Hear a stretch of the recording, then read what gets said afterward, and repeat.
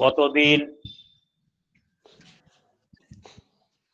ঠাকুরের জন্ম উৎসব পালন হলো। আমরা আপনারা সকলেই মিলে যার যেমন সাধ্য, যার যেমন মনের ভাব, আমাদের ভাব অনুযায়ী পরম পিতার জন্মলগ্ন ঘোষণা করেছি। তার কৃপা লাভ করে ধন্য হয়েছি। বহুদিন আপনাদের এই লিঙ্কে যোগাযোগ আমাদের প্রণয়দা, শ্রদ্ধেয় প্রণয়দার ছবি দেখে কথাটা মনে পড়ছে। এতদিন পর আপনাদের সাথে আবার অনলাইনে যোগাযোগ করার একটু করে দিয়েছেন আমাদের পশ্চিম বাংলার মেদিনীপুরের সাহুমা। আপনারা ভালো আছেন।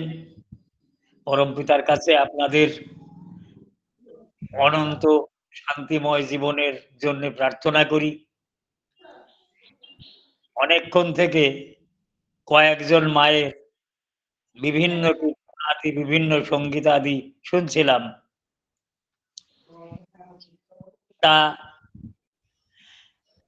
এই মায়েদের সঙ্গীতের মধ্যে যে একটা সূত্র পেলাম, একটা যোগসূত্র পেলাম, ৩-৪ জন মায়েরা বিভিন্ন সঙ্গীত পরিবেশন করলেন। মায়েদের যা কিছু সঙ্গীত বলুন, কর্মের যে ধারাবাহিকতা বলুন, আমার মনে হয় তুলনামূলকভাবে আমাদের থেকে তারা অনেকখানি ইষ্টকেন্দ্রিক এবং অ্যাডভান্স। এবারে আমাদের এখানে 23শে ফেব্রুয়ারি আমাদের কেন্দ্রের বার্ষিক উৎসব অনুষ্ঠিত হলো। 24 তারিখ বাদ দিয়ে 25 ফেব্রুয়ারি ঠাকুরবাড়িতে গেলাম। ঠাকুরবাড়িতে যাওয়ার পরে আচার্যদেব দাদার সামনে গেছি, প্রণাম করলাম। প্রণাম করার সাথে সাথেই দাদা বলছেন, কোনো জায়গায় সৎসঙ্গ হোক, অনুষ্ঠান হোক, 70 জন মায়েদের হয়তো দেখা যাচ্ছে 70 জন, দাদারা রয়েছেন 10 জন। এই কথাটা বললেন। কথাটা একদম মর্মে মর্মে লেগে গেল আমার। কেননা যে কোনো জায়গায় সৎসঙ্গ হোক, অনুষ্ঠান হোক, সেখানে মায়েদের সংখ্যা অনেক বেশি দেখি দাদাদের অপেক্ষা। এতেই প্রমাণিত হয় আমাদের দাদাদের ভাইদের ভেতরে ইষ্টপ্রাণতা মায়েদের তুলনায় অতটা কাছাকাছি আমরা এখনো যেতে পারিনি। তার জন্যেই আমার মনে হয় বর্তমানের যে পরিদৃশ্য দেখে যে মায়েরাই বোধহয় আমাদের এই সমাজটাকে এখনো টিকিয়ে রেখেছে। তার জন্যেই প্রত্যেক মায়েদের প্রতি আমাদের শ্রদ্ধা, বিনয় এবং সেবাপূর্ণ সদ্ব্যবহার আমাদের প্রত্যেকের থাকা উচিত। তাহলেই আমরা দয়ায় প্রভুত্ব হয়ে উঠতে পারি। তাই প্রত্যেক মায়ের প্রতি, প্রত্যেক গৃহের মায়েদের প্রতি, নারী জাতির প্রতি আমাদের শ্রদ্ধা সম্পন্ন হয়ে ওঠার দরকার। কেননা এই মায়েদের প্রচেষ্টায়, আমার যতটুকু আমার ব্যক্তিগত একটা ধারণা, আমার মনে হয় এই মায়েরা যতটুকু ইষ্টের প্রতি আগ্রহী এখনো পর্যন্ত আছেন, কর্তব্য পরায়ণতা এখনো পর্যন্ত আছেন, দেখা যায় যা, তাতেই আমার মনে হয় জগৎটা টিকে আছে। আমাদের দাদাদের তাদের কাছ থেকে অন্তত পক্ষে এই তাদের আচরণ ইষ্টের প্রতি, জগতের প্রতি, সমাজের প্রতি যেমনটা আমরা দেখছি, আমাদের সেইভাবে তাদেরকে অনুসরণ করা। খাবার দাও, টাইম হয়ে গেছে। আগে কিছু বলছেন দাদা? এক দাদা কিছু বললেন? না না না দাদা, বলে পরম পিতার কাছে মায়েদের অনন্ত জীবনের জন্য, তাদের এই ইষ্ট কেন্দ্রিকতার জন্য শান্তিময় জীবন প্রার্থনা করি। তারা যেন আরোতর হয়ে প্রত্যেকটি সমাজের প্রাণীকে, নিজেদেরকে এবং নিজের পরিবারের প্রত্যেককে নিয়ে তারা জীবন পথে বর্ধিত হতে পারে। সমাজকে, নিজের পরিবারকে যেন পরমপিতার দিকে এগিয়ে দিতে পারেন, যাতে আমরা প্রত্যেকেই পরমপিতার কৃপা পেয়ে ধন্য হতে পারি। সব জায়গাতেই দেখা যায় মায়েদের প্রতিভা এবং মায়েদের যোগদান, এ অনেক জায়গাতেই আমরা দেখতে পাচ্ছি। কিছুদিন আগে আচার্যদেবের এই ব্যাখ্যা আমার মর্মে মর্মে গেঁথে গেছে। আমিও দেখতে পাচ্ছি সব জায়গাতেই, সব সৎসঙ্গে, সব অনুষ্ঠানেই মায়েদের সংখ্যা বেশি। তাতেই বুঝতে পারলাম আমাদের ভেতরে এই পুরুষদের ভেতরে ইষ্ট কেন্দ্রিকতার এখনো অনেক প্রয়োজন, ইষ্ট প্রাণতার আমাদের ভেতরে এখনো অনেক প্রয়োজন। আর আমাদের নাম দেওয়া হয়েছে আমরা নাকি পুরুষ। যার ভেতরে পূরণী শক্তি, সংবর্ধনী শক্তি, পরিপূরণ করবার ক্ষমতা আছেন, তিনি পুরুষ। পরিপূরণী শক্তি সম্পন্ন যিনি, তিনি পুরুষ। আমরা নিজেদের শরীরটাকে, নিজেদের দেহটাকে, নিজেদের মনটাকে আমরা এখনো সংযত করতে পারলাম না। আমরা অপরকে পরিপূরণ তখনই আমরা করতে পারবো যখন আমরা নিজেরা ব্যক্তিগতভাবে পরিপূরিত হতে পারবো। একটা কথা অনেক দিন থেকে মাথায় আসছে, এই যে আমরা গৃহস্থ আশ্রমে বাস করি, ছেলে পেলে, পুত্র কন্যা, নাতি নাতনি নিয়ে একটা বিরাট পরিবার তৈরি আমরা করে নিই। নিজেরা এসব তৈরি করি কেন? তার একটা উদ্দেশ্য তো আছে আমাদের। আমাদের উদ্দেশ্য হচ্ছে আমরা সমাজ জীবনে, রাষ্ট্র জীবনে, পৃথিবীর বুকে আমরা ছড়িয়ে পড়তে চাই, আমরা এক বহু হতে চাই। আমরা নানাভাবে পরমপিতাকে, নানান রকমের দর্শন নিয়ে পরমপিতাকে আমরা অনুভব করতে চাই। আর এই অনুভব করে করে যেটা আমার উপভোগের বস্তু, যেভাবে আমরা উপভোগ করতে পারি, আমরা পরমপিতাকে সেইভাবে আমরা উপভোগ করে তৃপ্তি পেতে চাই। তার জন্যে আমরা ছড়িয়ে পড়ি। তবে এর ভেতরে একটা বিরাট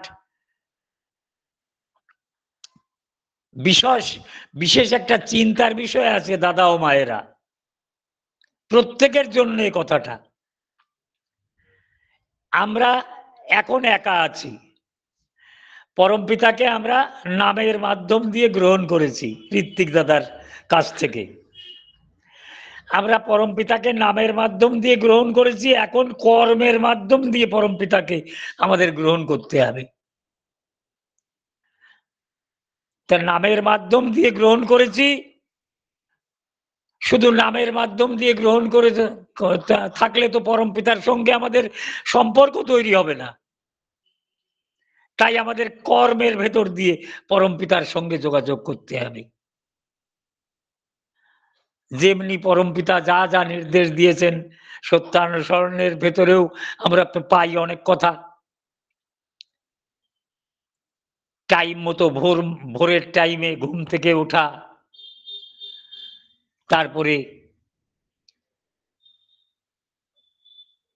ধ্যান করা, ধ্যান করার প্রক্রিয়া অনুযায়ী বিধিবিধান অনুযায়ী ধ্যান করা,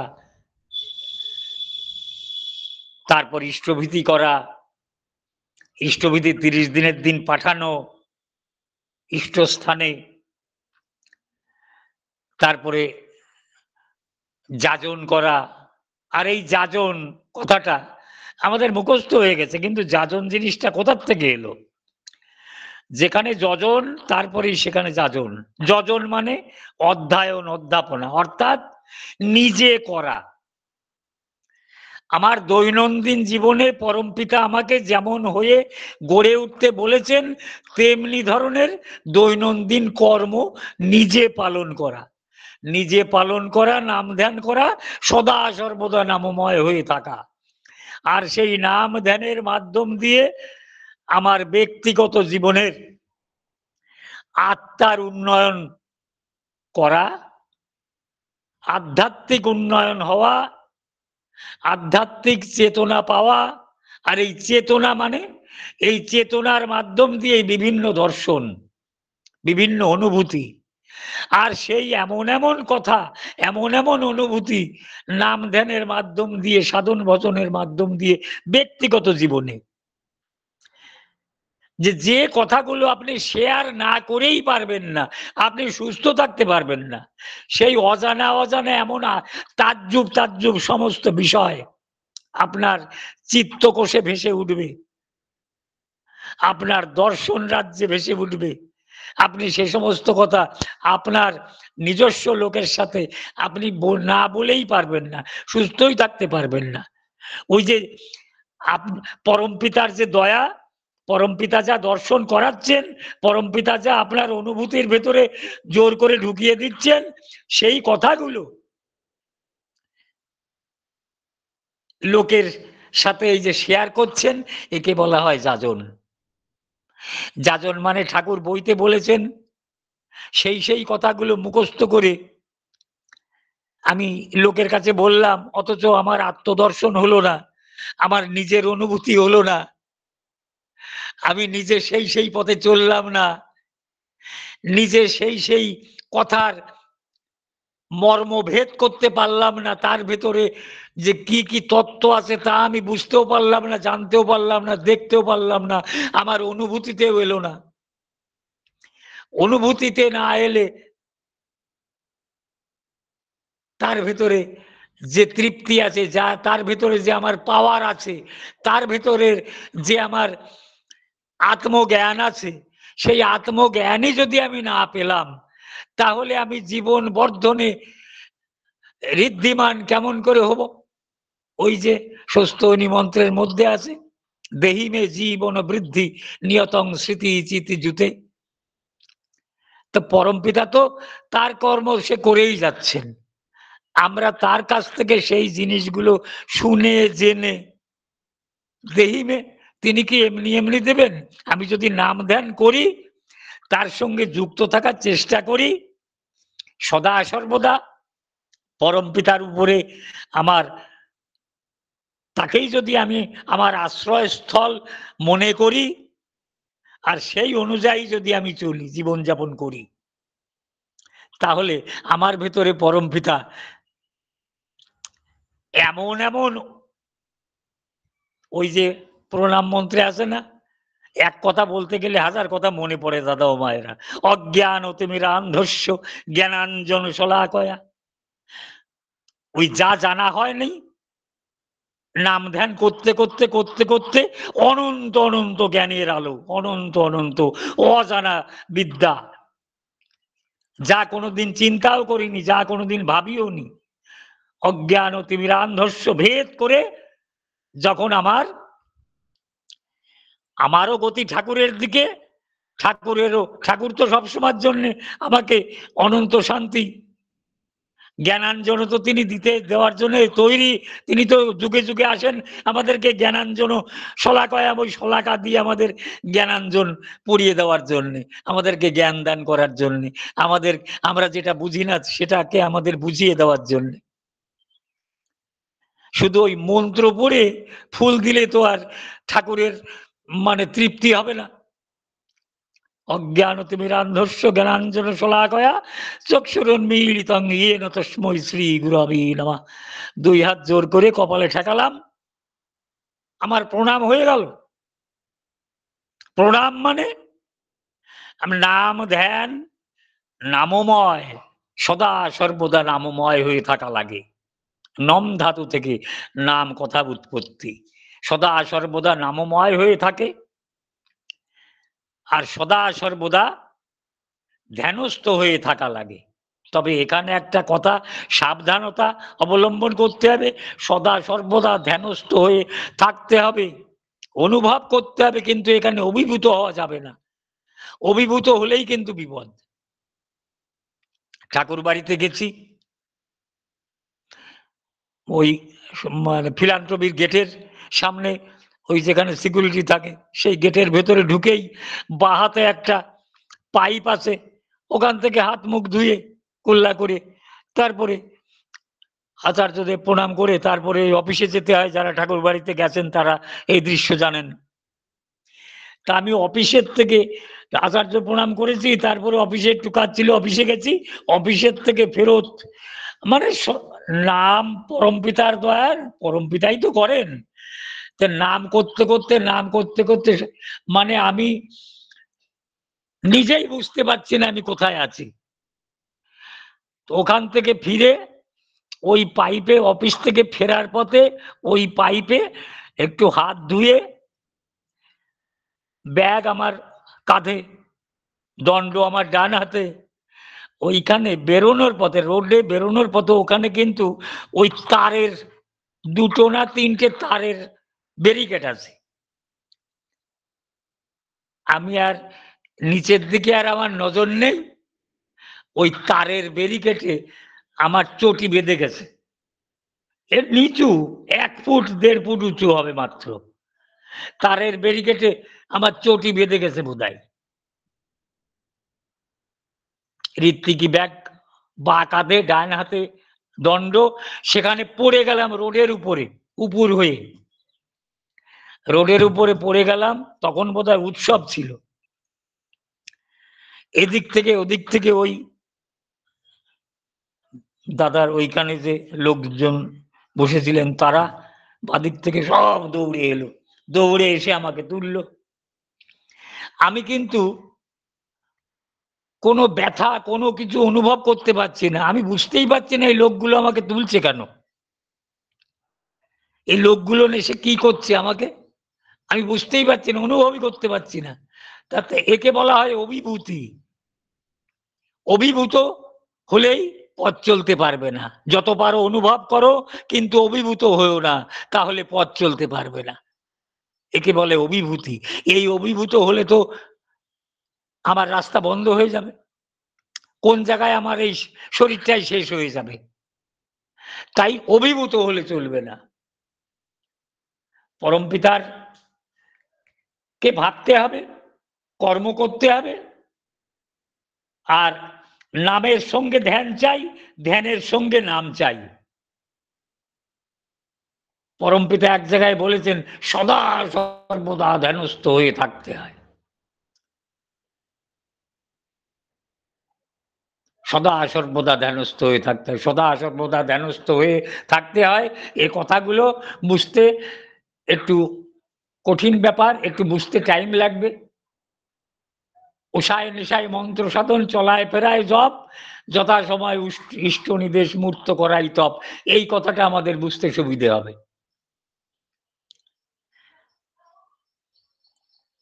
যত নামময় হয়ে থাকা যাবে। আর ভোরবেলায়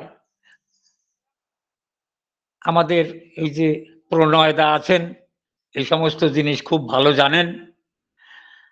আর আমার আর এখানে আর এই বিষয়ে আর আগে কোনো কথা বলার দরকার নেই। আর আপনারা সবাই জ্ঞানী লোক, তাই আপনাদের ওই অঞ্চলে এতে এর থেকে আর বেশি আলোচনা করার দরকার নেই। ওই নামময় হয়ে থাকলে আর টাইমলি একটু ধ্যান করার অভ্যাস করলে তখন আমাদের কি হয়, নাম ধ্যান করলে কি হয়, মূল জিনিস কেন করব, এতে আমাদের আত্মদর্শন হতে থাকে। নাম ধ্যান করলে আত্মদর্শন হয়। আত্মদর্শন মানে নিজেকে দেখা যায়। নিজেকে দেখা মানে কি, আমি কোথায় ছিলাম, কি ছিলাম, কেমন ছিলাম, আমি কি করি, কেমন কথা বলি, কেমন আমার চালচলন, আমার ত্রুটি কোথায়, যার জন্যে সমাজের লোকেরা আমাকে পছন্দ করছে না, আমার স্ত্রী আমাকে পছন্দ করছে না, আমার ছেলে পেলে আমাকে পছন্দ করছে না। এ সবই দরকার আত্মদর্শনের জন্য, আত্মজ্ঞান। এই আত্মজ্ঞানের দরকার, তার জন্য নাম ধ্যান করতে হয়। নিজেকে ভালো করে চেনার জন্য, দেখার জন্য আত্মদর্শন দরকার, আর বোঝার জন্য আত্মজ্ঞান দরকার। যার যেরকম ভাষা সেই সেরকম বলে। आत्मज्ञान बिना नर भटके, कोई मथुरा कोई काशी, जैसे राहों का भूला पंछी, बन बन फिरत उदासी। আত্মজ্ঞান হলো না শুধু দেশে দেশে দেশে দেশে, এ তীর্থে সে তীর্থে, হরিদ্বার বৃন্দাবন সব ঘুরে বেড়ালে দর্শন হবে, কিন্তু আত্মজ্ঞান, আত্মদর্শন এ অন্য জিনিস, এ ভেতরের জিনিস। যখন নাম ধ্যান করতে করতে করতে করতে যে অনুভূতি, আমার আত্মদর্শন হতে হতে এক একটা আত্মদর্শন হচ্ছে, আর একটা একটা অনুভূতি হচ্ছে, একটা একটা অনুভূতি হচ্ছে, তখন যখন সেই অনুভূতিগুলো বা দর্শনগুলো হুড়হুড় করে যখন আসতে থাকে, তখন একটার পেছনে একটা, একটার পেছনে একটা আত্মদর্শন হতেই থাকে। এত দর্শন, এত রকমের অনুভূতি, এত রকমের সিন সিনারি, তখন মানে কোনটা দেখবো কোনটা দেখবো না, এই ভাব যখন হয়ে যায়, তখন মানুষের সমস্ত শরীর, মাথা, এগুলো এই জন্য জায়গায় বসে করার কথা ঠাকুর কেন বলেছেন, উষায় নেশায়। মানে এই সমস্ত করতে গেলে বাইরে যদি চলতে ফিরতে করতে হয়, তাহলে ওই আমার মতো আচার খাওয়া খাওয়া লাগবে। সেই জন্য এই এত জ্ঞান, এত দর্শন, এত অনুভূতি, এই জন্য জায়গায় বসে থাকা লাগে, যাতে অ্যাক্সিডেন্ট না হয়। এ ঠেলে পারা যাবে না।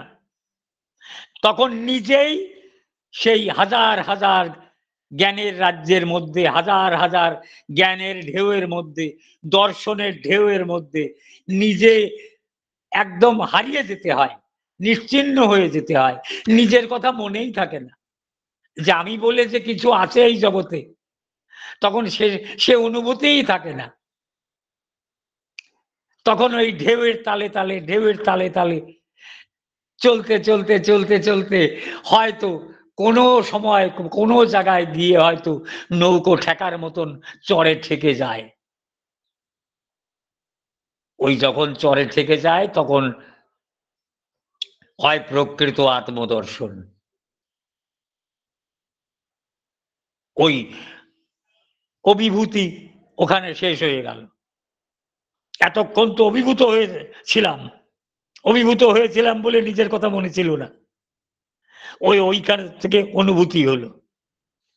তাই পরমপিতা কত ভাবে, কত গ্রন্থে, কত জায়গায় বলে নাম এমন করে করতে হয়, নাম করতে করতে, নাম করতে করতে, সদা সর্বদা চলতে ফিরতে, উঠতে বসতে, খেতে শুতে, সব সময়ের জন্য নাম জপ করতে করতে করতে করতে একটা এমন পরিস্থিতি শুরু হয়ে যায় নিজের ভেতরে, মানে মনে হয় যেন ভেতরে আর একজন বসে নাম করছে। নিচে আর তখন মনে করে নাম করা লাগে না। প্রথম প্রথম তো মনে মনে করে রেখে নাম করতে হয়, যে নাম করা হচ্ছে নাকি। প্রথমে মনে করে করে নাম করতে হয়। নাম যখন ওই জপের মাধ্যমে এসে যায়, তখন ওই জপের মাধ্যম দিয়ে যখন ওই শ্বাস প্রশ্বাসের মাধ্যমে, শ্বাস প্রশ্বাস যেরকম মনে রাখা লাগে না, শ্বাস প্রশ্বাস চলছে, ওই নামও তখন আর মনে রাখা লাগে না, অথচ নাম হওয়া শুরু, মানে হয়ে চলেছে। এইরকম অবস্থাটা যখন হয়ে গেল, ব্যাস তখন থেকে আর চিন্তা নেই মাথায়।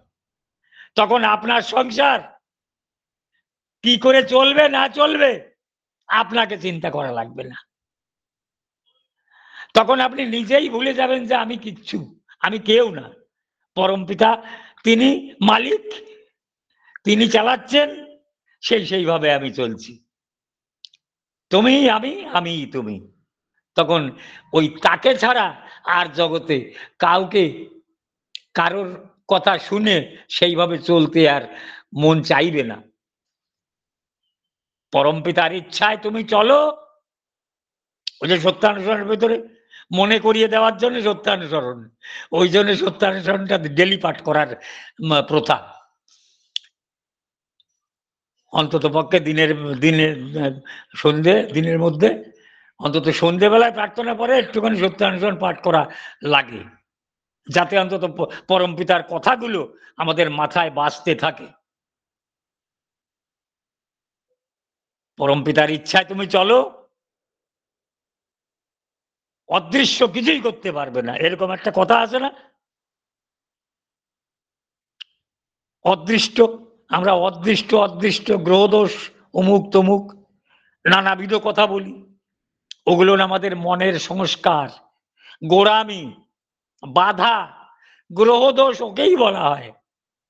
পরমপিতাকে গ্রহণ করা হয়নি নানান রকমের সমস্যার জন্য, মানসিক বিকৃতির জন্য, আমাদের কামনা বাসনার তাড়নার জন্য পরমপিতাকে আমরা গ্রহণ করে পারিনি। এই অসুবিধে সে অসুবিধে, তাই সেটাকেই বলা হয় গ্রহদোষ। পরমপিতাকে ঠিকভাবে তার কথাগুলো আমরা পালন করতে পারছি না, পালন করছি না জেনে বুঝে, তাই সেখানে একটা বাধার মতন আমরা অনুভব করি। ওকে এক ধরনের গ্রন্থি বলা হয়। এই গ্রন্থিগুলো উন্মোচন করার জন্য পরমপিতাকে গ্রহণ করতে হয়, সদ্গুরুকে গ্রহণ করতে হয়, ঠাকুর বাড়ি যেতে হয়। ঠাকুরের পদধূলি যেখানে পড়ে রয়েছে, জীবন্ত আদর্শের পদধূলি পড়ে রয়েছে, সেইখানকার পদধূলি শরীরে লাগানো লাগে। তাতে আমাদের গ্ল্যান্ড গুলো খুলে খুলে যায়। আর যত প্রত্যেকেরই এই গ্ল্যান্ড আছে, গ্রন্থি আছে। এই গ্রন্থির থেকে যতদিন যাবত এই গ্রন্থিগুলো আমাদের না খুলছে দাদা ও মায়েরা, ততদিন যাবত আমাদের এই কুতর্ক করা, সঙ্গ পরিহার করার চেষ্টা, আপনার থেকে আমি ভালো বুঝি, আমার কথাটাই ঠিক আপনার কথাটা ভুল, এই যে সব মানসিকতাগুলো, এগুলো আমাদের যাচ্ছে না শুধু আমাদের এই গ্রন্থি না কাটলে। তাই স্বামী স্ত্রীতে এই যে মতানৈক্য, পিতা পুত্রে মতানৈক্য, পরিবারে পরিবারে মতানৈক্য, বন্ধুতে বন্ধুতে মতানৈক্য, পরিপার্শ্বিকের সাথে মতানৈক্য, কেন? এগুলো হচ্ছে গ্রন্থিগুলো খোলা হয়নি এখনো গ্রন্থির ভেতরেই রয়েছি আমরা। এই গ্রন্থির থেকে মোচন করতে গেলে, গ্রন্থির থেকে আমাদের মুক্তি পেতে গেলে আমাদেরকে মুক্ত স্বার্থ হয়ে পরমপিতার কে গ্রহণ করতে হবে। আমরা তাই প্রথমে আমি বললাম যে আমরা নামে গ্রহণ করেছি, কর্মে গ্রহণ করতে হবে। সদা সর্বদা তারই নাম, তারই ধ্যান। তারই ধ্যান মানে তিনি যা বলেছেন তাই করা। ঠাকুর যেটা পছন্দ করেছেন সেইটা করা, ঠাকুর যেটা মানা করেছেন সেটা না করা। বোকার মতো তার কথা পালন করে চলা। কি হবে না হবে, কি হয় না হয় কোনো দরকার নেই বাবা। ঠাকুর বলেছেন তাই করতে হবে। ইষ্টভীতি করতে বলেছেন ঠাকুর, ইষ্টভীতি করছি। কি হবে না হবে জানি না, আমার দরকার নেই। আমার ঠাকুর বলেছেন করতে, তাই আমি করি। আমার ঠাকুর ভোরবেলায় ঘুম থেকে উঠে নাম ধ্যান করতে বলেছেন, তাই আমি করি। এইরকম বোকার মতো তাকে বিশ্বাস করা লাগে, বিনা প্রশ্নে, প্রশ্নাতীত হয়ে। প্রশ্নের ভেতরে, প্রশ্নের রাজ্যে যদি ঢুকে যাই, আমরা যেরকম প্রশ্নের রাজ্যে ঢুকে রয়েছি, একটা কথা বললে 10টা কথা শুনিয়ে দিচ্ছি। আপনি একটা বুঝের কথা বললে আমি 10টা বুঝের কথা দিয়ে আপনার মাথা যতক্ষণ নিচু না করাচ্ছি ততক্ষণ আমার তৃপ্তি হচ্ছে না। এই তো হচ্ছে আমাদের চরিত্র। কারোর কথা শুনতে চাই না, কাউকে মানতে চাই না। গুরু তো দূরের কথা, আমরা ঘরে ঘরে পুজো করি, কেউ কালী পুজো করি, কেউ কৃষ্ণ পুজো করি, কেউ ঠাকুর পুজো করি, কেউ অমুক পুজো করি, কেউ অমুক পুজো করি। বিভিন্ন মন্দিরেও আমরা যাচ্ছি, পয়সাও দিচ্ছি, মাথাও ঠেকাচ্ছি, কিন্তু তাতে কি হবে? ও তো লৌকিক, ও তো লৌকিকতা। এই লৌকিকতাতে তো কাজ হবে না, আমার আধ্যাত্মিক জগতের কাজ হবে না। তবে আধ্যাত্মিকতার উন্নয়নের জন্য কিছু লৌকিকতারও প্রয়োজন আছে, তবে লোক দেখানো নয়। লৌকিকতা মানে বাস্তব কর্ম, লৌকিকতা মানে লোক দেখানো নয়। কিন্তু আমি বাস্তব ভাবে নাম ধ্যান করছি, সদা সর্বদা নাম ধ্যান করছি। আমার বউ তো জানে না যে আমি সদা সর্বদা নামময় হয়ে থাকি। বউ ভাবছে আমি করি, আর আমি ভাবছি আমি করছি কি না করছি, ভুলেই যেতে হয়, নিজেকে নিজেই ভুলে যাওয়া লাগে। পরম পিতার ইচ্ছায় তুমি চলো, অদৃশ্য কিছুই করতে পারবে না, ওই যে ওই ভাব এসে যাবে। তারপরে বউ যদি বেশি কথা বলে, কিচ্ছু মনে হবে না, রাগও হবে না, কিচ্ছুই মনে হবে না। বউ হয়তো বেশি কথা বলছে, তার দিকে হয়তো তাকিয়ে আছি বোকার মতন, আমি তো নাম করছি। আর বউ যে বেশি কথা বলছে তা আমার কানে ঢুকছে না, আমি শুধু দেখতে পাচ্ছি বউটা মুখ নাড়ছে। ঠিক এই ভাব না, এই ভাব হয়ে গেলে ব্যাস, তখন আর চিন্তার কারণ নেই। আপনার সংসার ঠাকুর চালিয়ে দেবেন, আপনার জীবন যাপন, আপনার যা কিছু দেখা শুনো, একেবারে যাবতীয় দায়িত্ব, আপনার সংসারের যাবতীয় দায়িত্ব, আপনার জীবনের যাবতীয় দায়িত্ব তিনি তখন চালাবেন, এ গ্যারান্টি একদম। তাই আমাদের দরকার হয়ে ওঠা। করো, হও, পাও, তার নাম হচ্ছে কৃপা। করে পাওয়ার নাম কৃপা। আমরা করতে রাজি না, বইয়ের উপরে হুকুম চালাচ্ছি, ছেলে পেলের উপরে হুকুম চালাচ্ছি, পরিপার্শ্বিকের উপরে হুকুম চালাচ্ছি, কিন্তু নিজে করব না। কেননা নিজে কেন করবো না? আমার বয়স বেশি, আমি লেখাপড়া বেশি জানি, আমার টাকা পয়সা বেশি, আমার চাকরি বড় দরের চাকরি, এই জন্য আমি নিজে করব না। এই তো হয়েছে আমাদের স্বভাব। স্বভাব, নিজের ভাব, অর্থাৎ বৈশিষ্ট্য। প্রত্যেকটি লোকের আলাদা আলাদা আলাদা আলাদা বৈশিষ্ট্য। এই জগতে যত লোক তত বৈশিষ্ট্য। জয় গুরুদা। জয় গুরু। পরম পিতার কাছে রাতুল চরণে আপনাদের প্রত্যেকের শান্তিময়, আনন্দময় জীবনের জন্য একান্ত আমার কাতর প্রার্থনা। আপনারা ব্যক্তি জীবনে, পারিবারিক জীবনে, সমাজ জীবনে সবাই শান্তিতে থাকুন, সুখে থাকুন, আর পরম পিতাকে নিয়ে পাগলের মতন নেচে উঠুন। সবার ভিতরে যেন গেয়ে ওঠে বন্দে পুরুষোত্তমম, বন্দে পুরুষোত্তমম, বন্দে পুরুষোত্তমম। জয় গুরু।